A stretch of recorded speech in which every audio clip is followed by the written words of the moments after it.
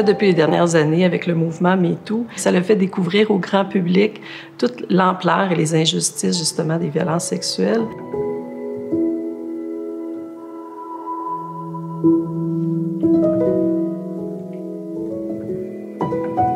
Mon intérêt pour le champ de recherche, qui est la violence sexuelle, remonte vraiment lorsque j'ai fait mon stage en sexologie, où j'ai cherché à faire un stage auprès d'une population, d'une clientèle que je connaissais pas, en fait. Et j'ai regardé les différents organismes dans ma région.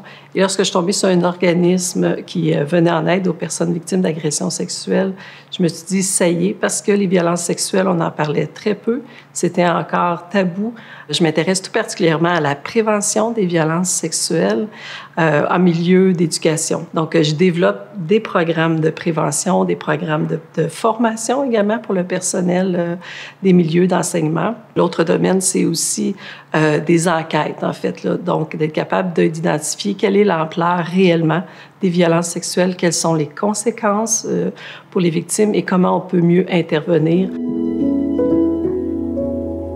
Il y a quelques années, lorsqu'il sortait des cas médiatisés, régulièrement, on pouvait entendre des directions d'établissements dire « bien, ça n'arrive pas dans mon établissement, il n'y a pas de plainte, vous voyez, c'est un cas isolé ». Avec les études qu'on a faites dans les dernières années, un des impacts vraiment important, c'est justement de révéler l'ampleur. Alors aujourd'hui, on n'entend plus ce discours-là, donc des personnes qui vont dire c'est un cas isolé, c'est un cas, ça n'arrive pas dans mon établissement. Donc c'est reconnu maintenant, on sait l'ampleur et on sait qu'il faut agir d'une façon importante aussi. On pense que les jeunes et les moins jeunes saisissent bien ce que c'est le consentement, mais il y a beaucoup de contraintes, il y a beaucoup d'ambiguïté finalement qui reste dans le consentement sexuel. Il y a beaucoup de situations qui fait que les gens se sentent pas tout à fait confortables ou à l'aise. On a juste à penser, par exemple, aux relations de pouvoir et d'autorité entre, par exemple, un professeur ou son étudiante, son étudiant. D'emblée, on entend des personnes dire, bien, si sont deux adultes consentants, où est le problème? Le problème, il se situe justement dans la coexistence entre cette relation de pouvoir et la sexualité, donc entre deux personnes qui ne sont pas d'égal à égal. Donc, c'est vraiment d'éclairer et de mieux faire comprendre toutes ces situations-là de complexité ou de contrainte qui font en sorte que finalement, au final, la personne n'est pas libre entièrement de dire oui ou de dire non pour ces différentes raisons. J'ai deux projets vraiment pour lesquels je suis particulièrement fière. Le projet Empreinte et le projet SIMU. Donc, le projet Empreinte, c'est un programme, c'est le développement et l'implantation à travers le Québec d'un programme de prévention des agressions sexuelles qui est déployé actuellement à travers le Québec par les CALAX, qui sont les centres d'aide et de lutte contre les agressions à caractère sexuel.